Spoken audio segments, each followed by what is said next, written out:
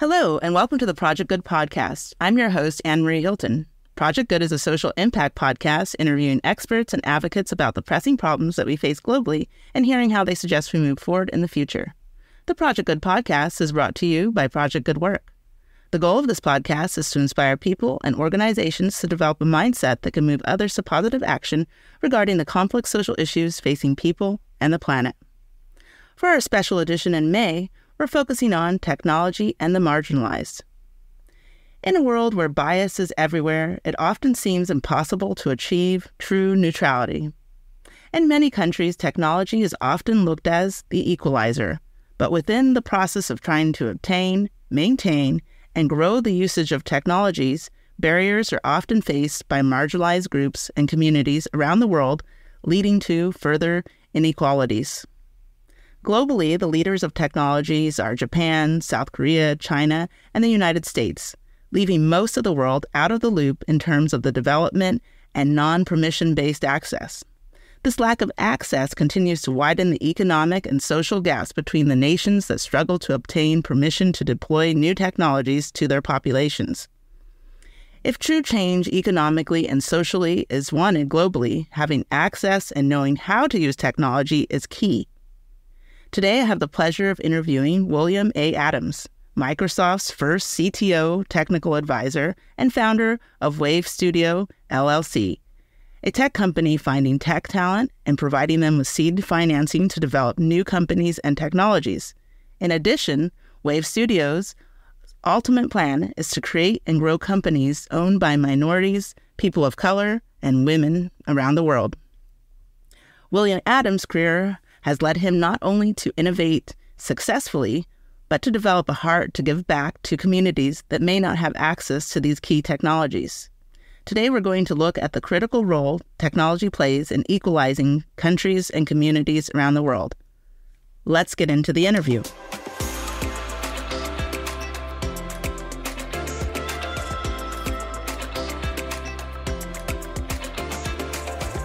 William Adams is a software engineer, trailblazer, award-winning DEI innovator, philanthropist, known for his work at Microsoft and rolling out critical XML code globally. In many of Microsoft's core products, he was also named the first technical advisor to Microsoft CTO Kevin Scott. While leading and mentoring young developers, William is often the only Black man in the room. This experience has motivated William to work towards changing it. Acting as an entrepreneur, William has founded and overseen global initiatives that revolutionize how underserved communities access jobs and launch careers at Microsoft. He spent 3 years building the Engineering Excellence Program in India, designed to empower local engineers to succeed on a world stage. William not only has an innovative mind, but a revolutionary heart, eyed on positive and inclusive change. Welcome, William. Well, thank you for having me. As you were reading that intro, I was thinking, what a great mission you have. Thank you. Yes. I think, we sometimes forget on the planet the value of who we are as human beings. And, the time that we're in, I believe that we can't even deny that that's what's up for quote unquote sale right now. Like, do we value who we are as, I would say, spiritual or creatures of this planet? That's really what's up, that we have to examine right now in the times that we face. And so, in looking at that, technology, of course, is the perfect thing to discuss because, as you see, everybody is nervous. They hear, AI and they want to, run and hide, or they're scared. We have those tech movies that, we used to be like, oh, wouldn't that be cool? And now things are actually happening. And now people are like, maybe it's not so cool. Yeah. And so, just like those movies, obviously, tragedies and horrific things happen to the humans on the planet. But in that, I always believe movies and in real life, since we are the inventors of this technology, that we can control how far that kind of stuff goes, and also, how much it changes our world, and also, how it can benefit the world. And so I'm so excited to talk to you today about technology and where it's going, and how does it affect communities, not just here in the U.S., but globally, that don't have access to it. Yeah. Well, I'm looking forward to the conversation. And it strikes me that one of the first things we might want to talk about is, what is technology? Mm-hmm. Yes. I guess that's let's dive into like what is technology, because I think it's something that's continuously changing. So how would you define technology? Yeah, today it's in the past. I'll start from the past. So in the past, and let's go back to the 1950s or 40s, around the time that what we know as computers were being created. And back then it was like the computer was technology. But even before that, the bow and arrow was technology. The gun was technology. So it's anything that kind of takes a leap, moves humanity forward by some step amount and is different from where we were. So the computers have done that for the last 4 or 5 decades, 50, 60 years. And for the longest time, technology in that way was defined by big companies like IBM, and later Microsoft, and now Google and Facebook, all these what we would clearly call tech firms. And the technology is the software that they create that make our lives better or worse. They enable us to do various things. And they oftentimes enable certain classes of people to make a lot of money and to control other classes of people. Because technology is that advantageous thing that one set of people has that another set doesn't.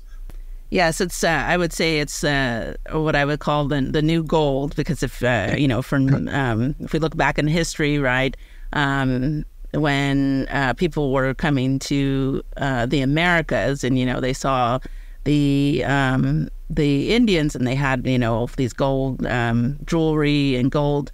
And so, they came here to, quote unquote, strike it rich. And so now technology, I would say, is the new gold, right? The things that we want access to. And so in that, obviously here in the U.S., we have, specifically, I would say in California, the Silicon Valley, everybody knows about and Seattle too, Microsoft and Google, and definitely, of course, Apple. We all have our Apple phones and Apple watches, and it goes on and on. And so, it looks, obviously great from the outside if you don't have access to these, tools and things like that, or at least the latest and greatest. And I think I even read a statistic, statistically, there's more cell phones on the planet than there are people. Yeah, probably. And so, we have I would say an addiction problem at this point, and we're starting to see all these, different things that are coming from it.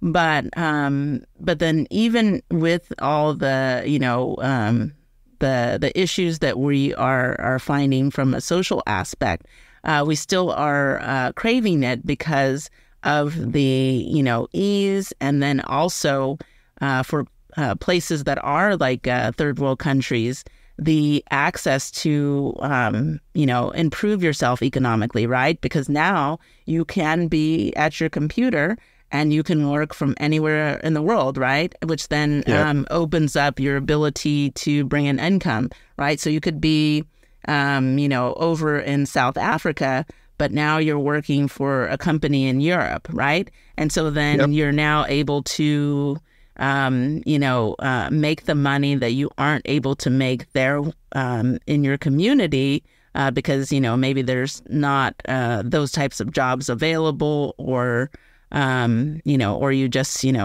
for some reason aren't making the cut to get hired there. And so, everybody wants that, right? Why wouldn't you? I myself work remote and can work anywhere in the world. So who wouldn't want this? And so how do we, start giving people, or I guess I have two questions. How do we make this accessible to people, and then should we? Right? Because we're seeing different. There's two sides to this issue. Yeah. Well, should we? Definitely we should. I mean, the equivalent is saying something like, should we make clean water available to everybody? Because it takes technology to create clean water. You have to have filters and stuff like that. So the clear answer is, yeah, of course. It's obvious. Everyone should have clean water. Should everyone have the means of creating clear water on their own? And that's the tricky part with technology. There's a certain thing that everybody should get. Everyone's going to get a consumer device, right?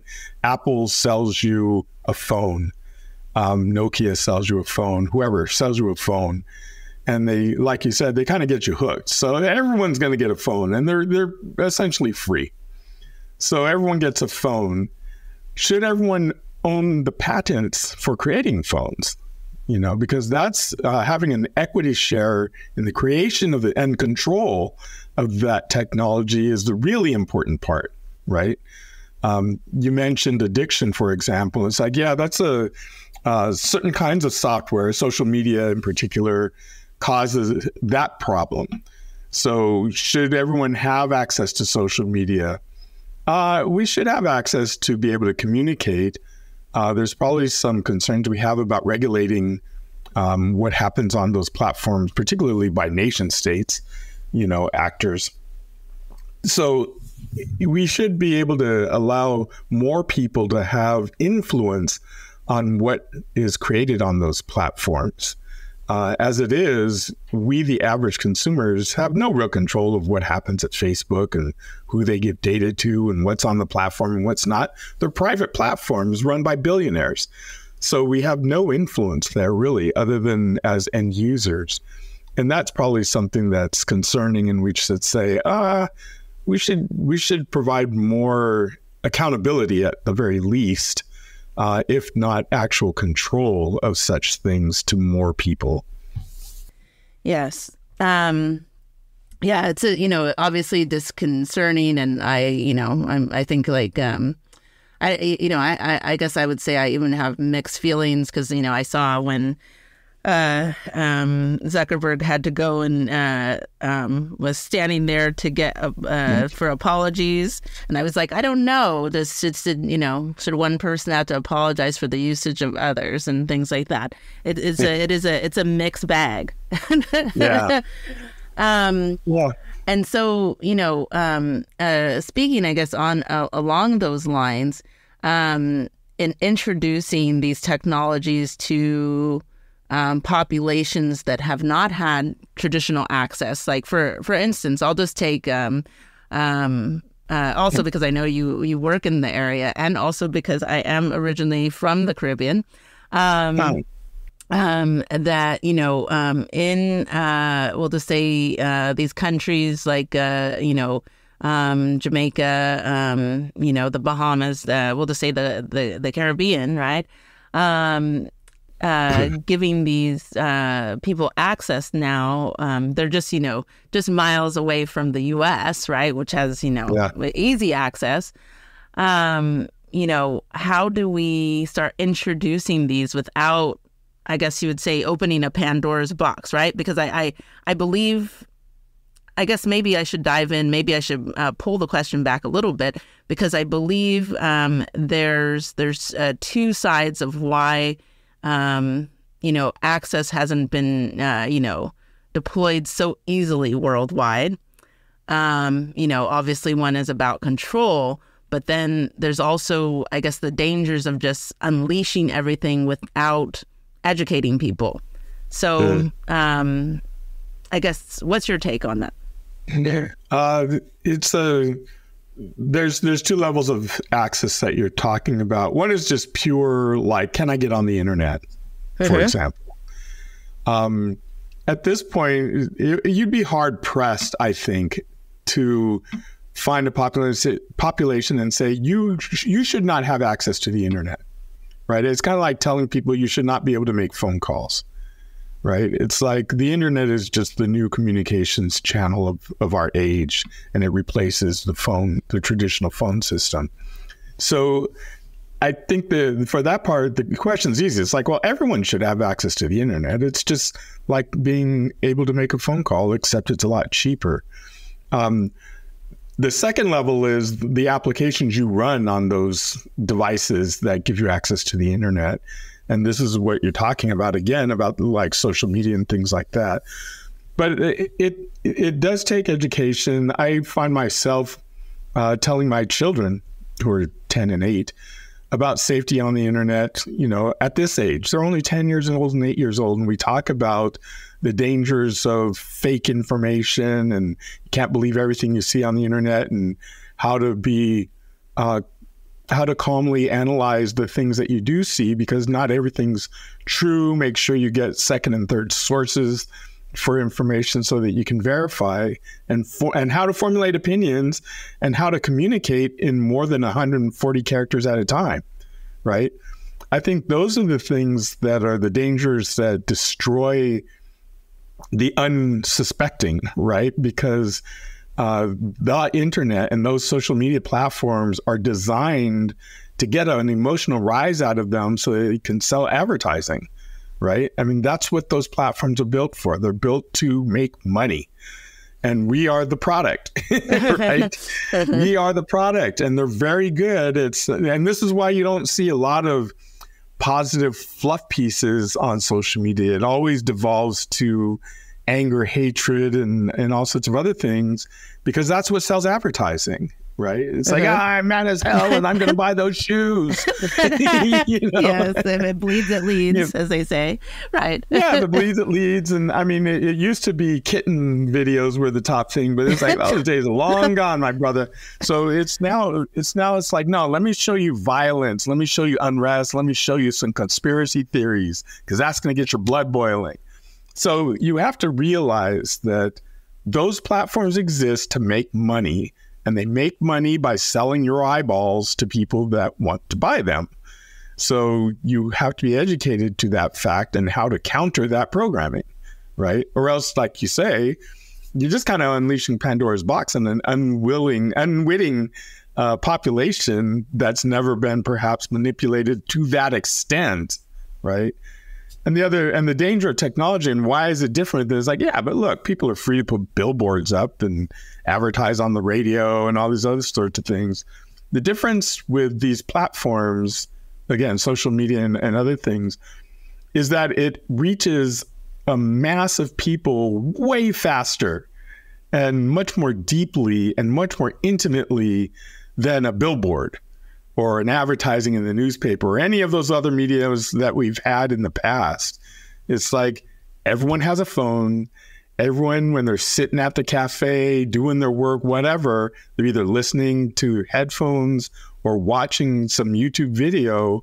You can touch 1 million people in a second. You can't do that with a billboard, right? People have to drive by it.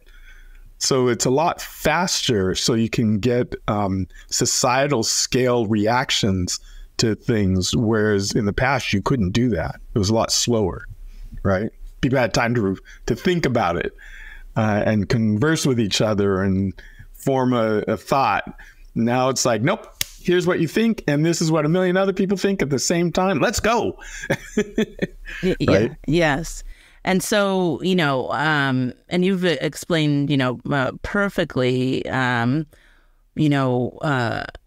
I guess, to be cautious, especially of populations that might be, very new to our latest level of technology.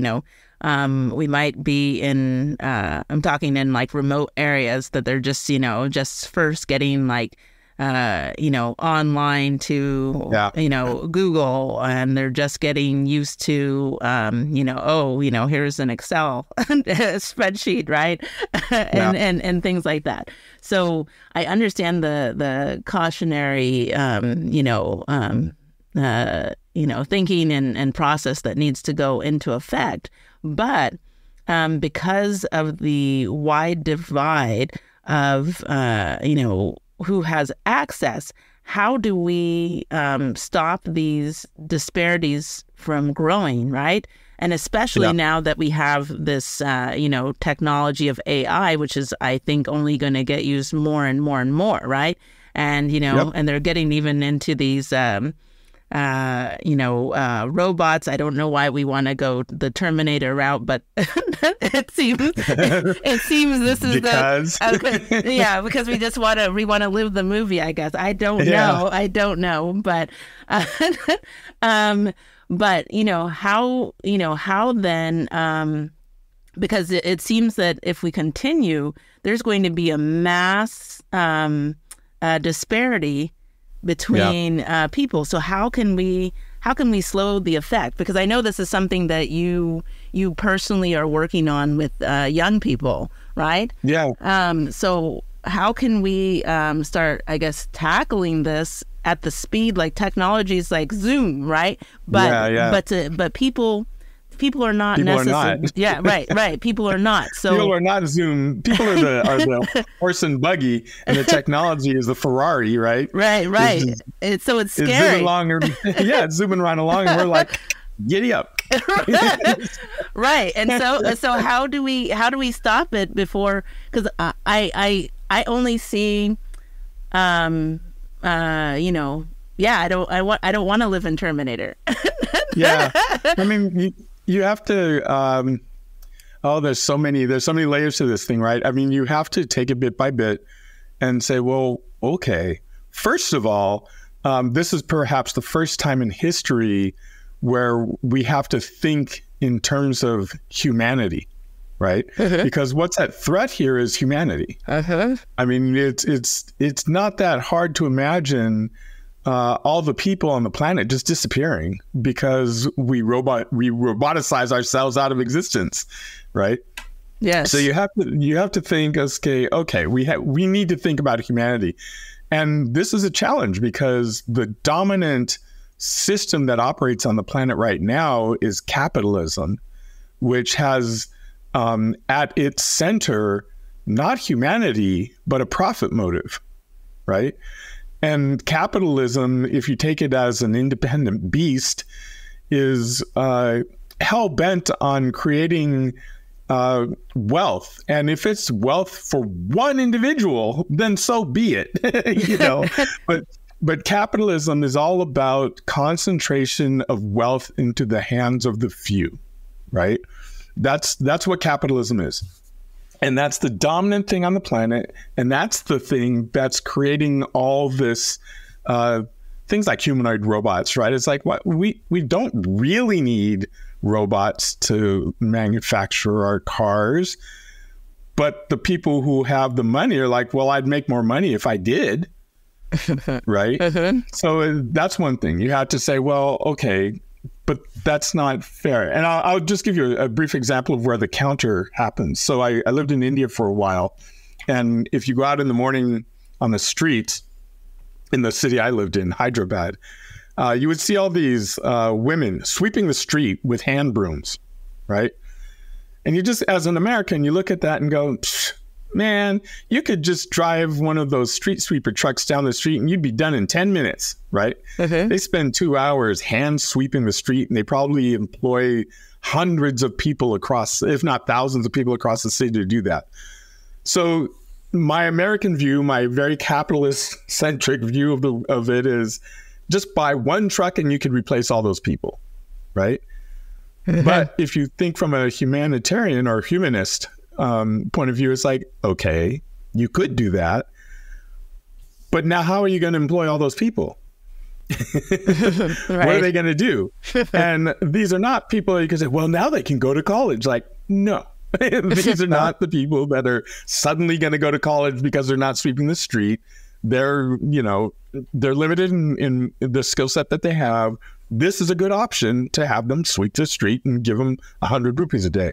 It's a good option because they don't have the grand welfare state or anything like that.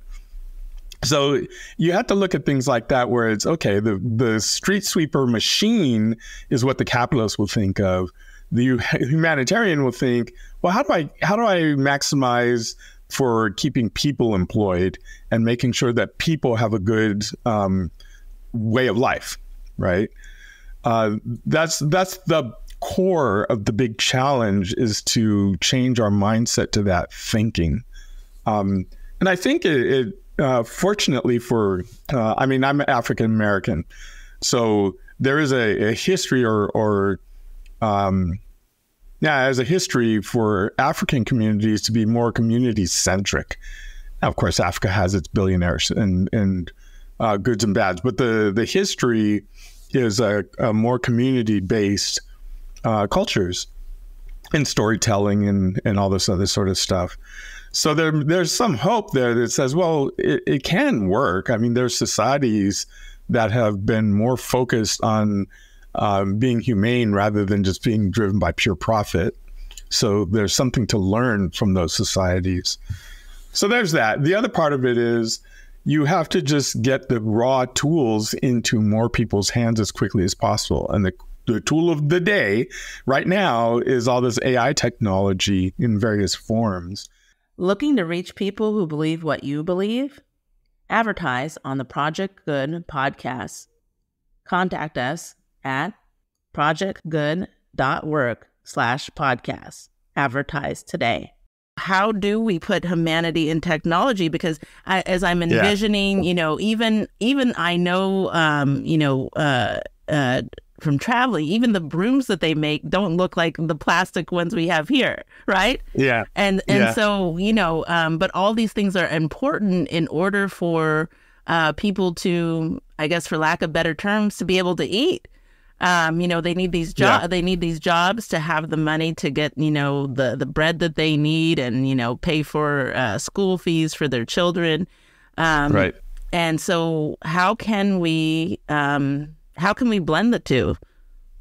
Yeah, I think there's a lot of social engineering that goes into this, right? Because not all places are created the same, meaning not everyone's in the same place, I should say.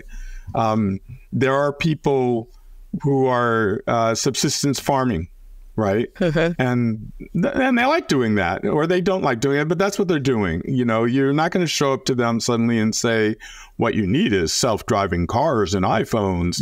It's like, okay, that's very imperialistic of you.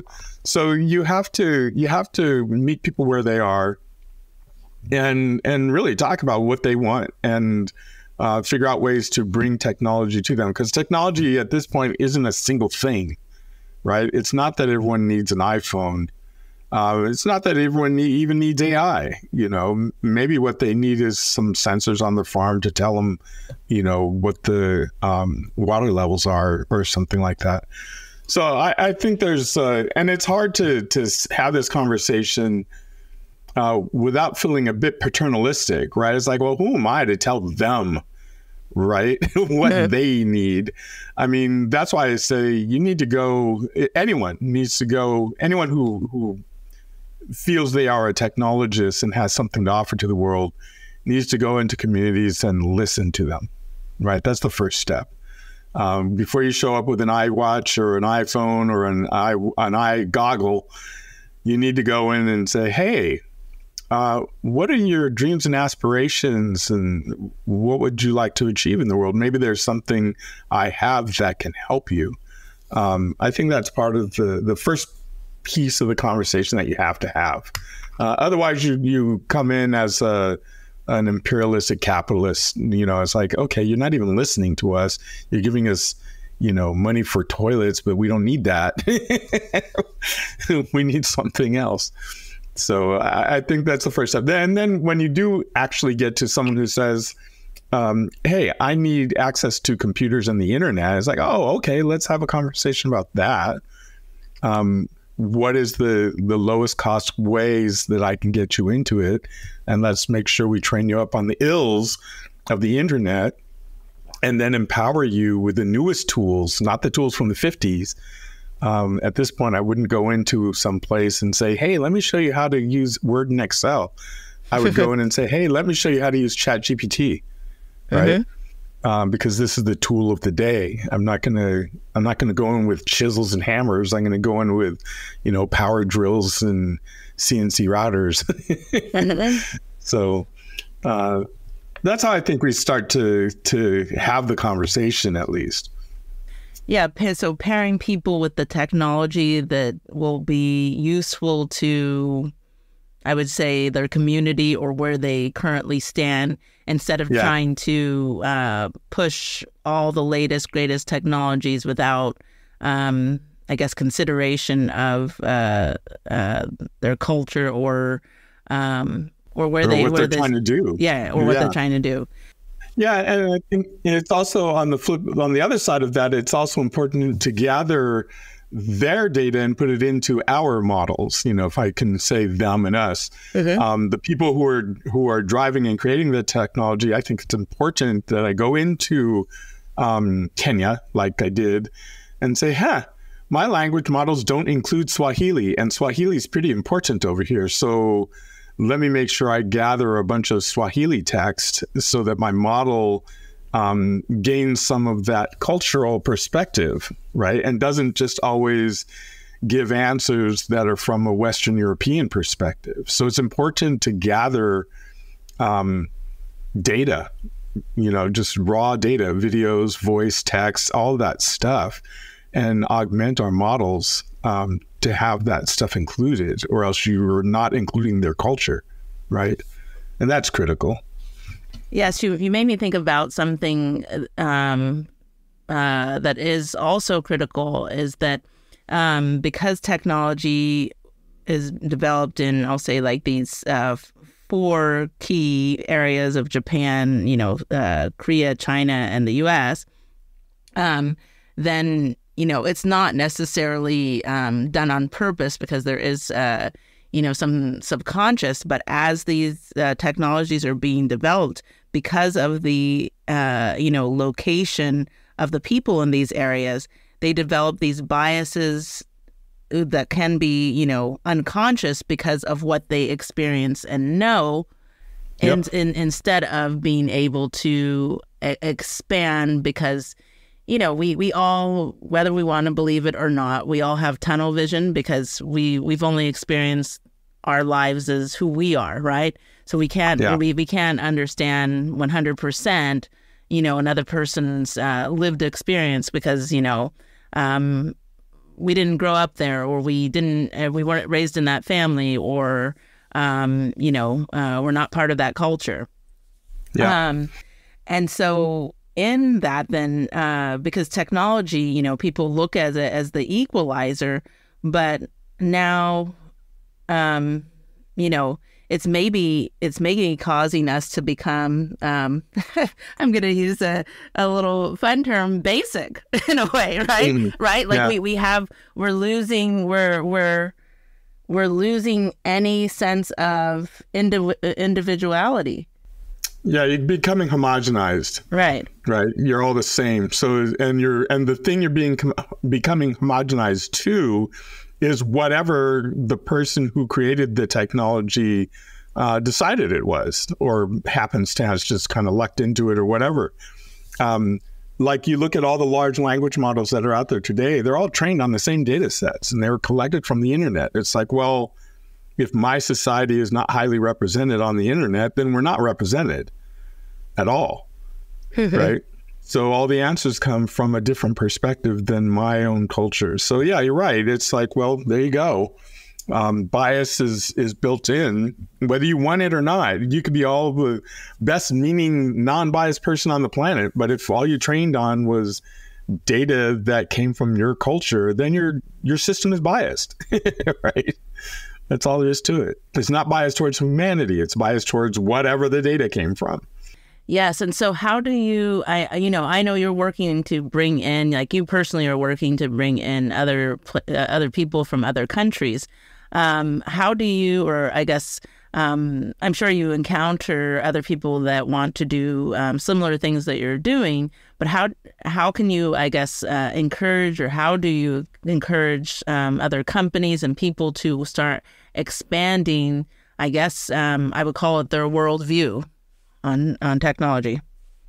Ooh, that's a good question. I mean, with certain people, the only thing they understand, like executives at a place like Microsoft or Google or any of these other places, you had to speak in their language, which is total addressable market.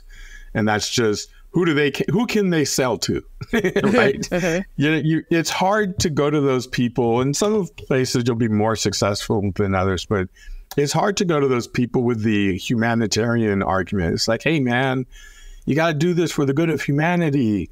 This is the right thing to do. It's like, yeah, but I got a shareholders meeting next week. And, while we're all over here kumbayaing, our competitors are just in there, selling out, and they don't give a rat's ass about what you're talking about. So you have to be, you have to go to them and say, look, I know a way for you to get more customers into your AI tools on the continent of Africa, which has, 1.2 billion people and growing. You do it by incorporating language models that include Swahili or, the myriad other languages that are out there. You do it by gathering this set of data over here. And I don't guarantee, but you'll capture more people because what they care about is community development and farming and, whatever.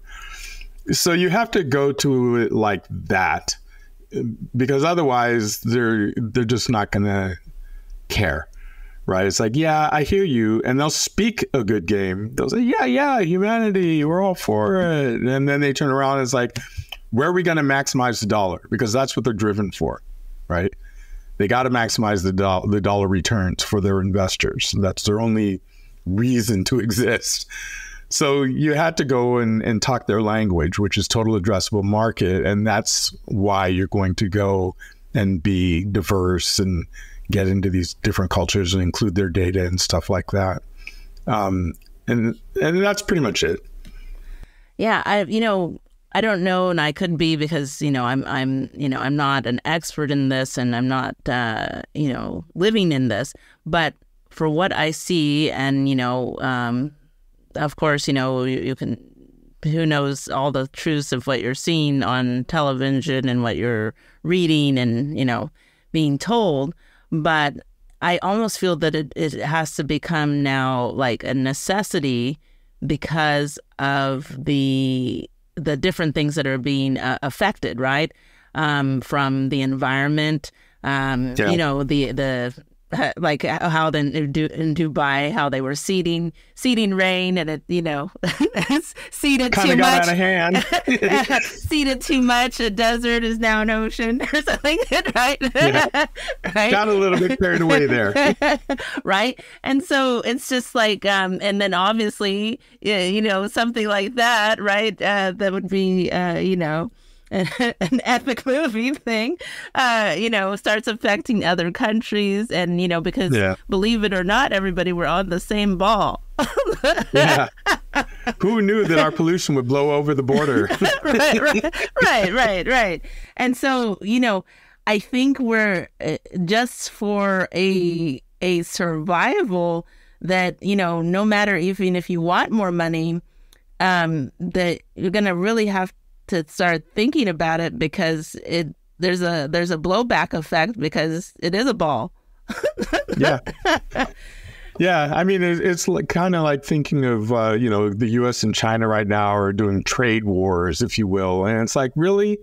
We sell to them and they sell to us. Neither one of us can go out of business or we're both out of business, right? It's like, you do realize they make all our iPhones, right? So, it is funny. And again, it goes to the humanity thing where it's like, well, yes, we can be competitive, but we do have to realize that we are a humanity. There is only one planet for us right now. And if we don't get smarter about it, it's just not going to go great for everybody, right? and it probably won't go great for most of us.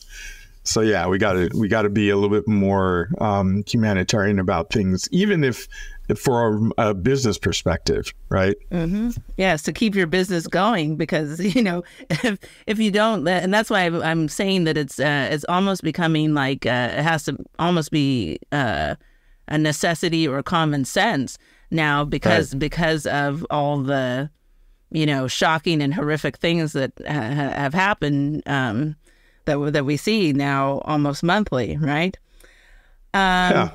And so one of the things also that I want to talk about, just because, of course, we all went through COVID on this crazy ball, is that, how technology has, I know this is a little bit out of your area, but you're still in tech, has touched healthcare and how it is, able to help communities. And, I'm talking more probably from your perspective, like just access to data and things like that. And so, and I'm bringing this in because I want to, talk about, the good side and of what technology can do if we give, access even to certain populations, right? And I pick healthcare because it's essential, right? It's critical for everybody. Well, I can tell you a story about healthcare and technology from just before the pandemic. I was sitting in a review. Someone who came from India, and they're talking about this screening program that they had where they go out to villages and they check people for cardiovascular, this, that, and the other thing, and they gather a bunch of data. And one of the interesting things they found was if you go to a doctor in the West, and they check your blood pressure and all these sorts of things and try to determine whether you're going to have a good life or not, or whether you need to be on amlodipine or whatever to reduce your blood pressure. All those models were built off of white males who are European. When you go to India and you run the same kind of tests, collect all this data, it turns out the Indian physique is different than those white men from Europe. And so your risk factors are different. So prescribing the same drugs to those people in India is kind of pointless. They need a different regime because, it's like, well, their blood pressure is on average higher or lower, or, their cholesterol levels are different. Their profile is different. The risk factors are different because their diet is different and their body types are different. So it's just one of those things where now that you have all this ability to collect data from everywhere, you can come up with better models for what is, quote, healthy. What's the healthy profile for this set of people versus this other set of people? And again, with technology, you're now getting into a place where this is something that Google is actually spending a lot of time on, where you can tailor drug development to match a population or even to match an individual, if you want to go that far. So the technology is helping us analyze both the data from the people, fit it to a model that's appropriate to that population, and come up with drugs that are appropriate to that population, so have maximum efficacy, right? And that's something we couldn't do before. You would just come up with one drug for all people for low or high blood pressure and hope it works. And it'll mostly work for white men from Europe, and it may work for other people, right? And forget about women. They didn't study women at all. It was all based on white men from Europe. So technology helps you there because we're at a point where we can gather a lot more data. We can analyze a lot more data, and we can make inferences or conclusions. We can ask a question: what would be the best drug to bring this blood pressure to within reasonable norms for this population? And it can say, oh, the drug should be tailored like this. Okay, great, thank you. So yeah, that's the technology in healthcare thing, or one part of technology in healthcare.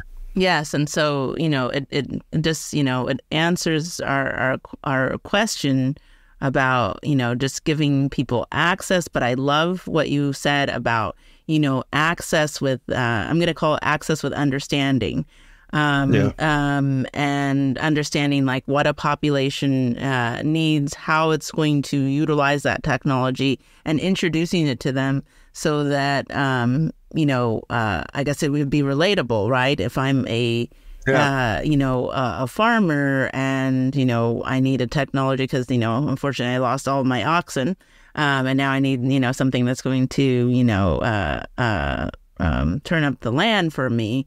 I can get behind that as a farmer probably anywhere, right? And you can, show me the benefits, and I'm probably, willing and open to learn. Like, I'll sit down every day, right? Because I got to get this done because it's my livelihood. I can even give you a story on I mean, it's not healthcare, but farming, since you said farming. This is a true thing we were doing in Kenya. We went out to a farming village and we created an app with them where they can use their cell phone to, and it was backed by some AI stuff. They can use their cell phone to figure out the problems that a plant is having. Like they go up to a plant, like it's corn or whatever, and maybe it has some mold on it. They take a picture of the mold, and then they send it into this app and they say, what's the problem here? And it'll ask a few questions like, oh, is this on the flower, on the stalk, or whatever? And it'll tell them what the thing is, what the fungus is, and how to treat it. Most importantly, it'll say, oh, you need to go and get this particular herbicide and apply it in this way for this amount of time, and blah blah blah. Or I'm sorry, you can't recover that. Cut the crop down and burn it. So this is useful to and it's spoken Swahili, so they could enter their conversation in Swahili. Very importantly. Not in English, because they spoke Swahili. And it's very useful to them because in the past, what they would do is if there's a problem, put ash around the stalk of the plant, and that's it. That's the only solution they had, right? So it's like, okay, well, that's going to work for certain things, but it's not going to work for 70% of the things. So this app that they carried on their phone allowed them to connect to the cloud, utilize AI. They don't know they're using AI. They're just having a conversation and sending a picture. And it would give them very targeted information about how to take care of their crop. And then they have better crop yields because of that, right? So again, that's technology in their hands, and they're not technologists, right? I didn't have to send those to AI school and anything like that. I just give them the app and say, here's how you use it, take pictures, have this conversation, and you'll get good answers, right? And that's a perfect example of how technology can be used on the ground, right? Without a lot of fanfare, essentially. Yes. And so my final question for you is if you were going to, talk to all the current tech companies and maybe upcoming ones that have some interesting products, what would you tell them when, why should they focus on marginalized communities in this time? I guess it splits into two things. If you are one of those marginalized, you better do it because it's in preservation of your own tribe. So that's one reason to do it. If you're not one of those, if you do not consider yourself one of those marginalized communities, think at a higher level. It's like, well, we're all part of humanity, so you are part of the community. And if that doesn't appeal to you, just think of the total addressable market. You can address more of the market if you will tailor your products to suit more people. And that is true diversity, right? You're going to sell more. And that's why you're in business, is to sell and get rich. So if you want to do that, you need to tailor your products to meet more of the market. I love it. It solves two problems at once. Yeah. Well, I really enjoyed our conversation. Thank you, William, for your time and insight. If you'd like to learn more about William Adams, go to a-adams.com. If you have a passion for an unserved community, a social justice problem, or simply want to change minds, contact Project Good Work at projectgood.work to start your project of change today. It's that time again. The Changemaker Conference is happening September 12th, 2024. Register now at changemakerconference.com. Subscribe to our mailing list at projectgood.work/subscribe to get our episodes and blog articles sent to you each month, plus get a 10% discount on any project you start on projectgood.work. To our listeners, thanks for tuning in to Project Good, where we're focused on what matters.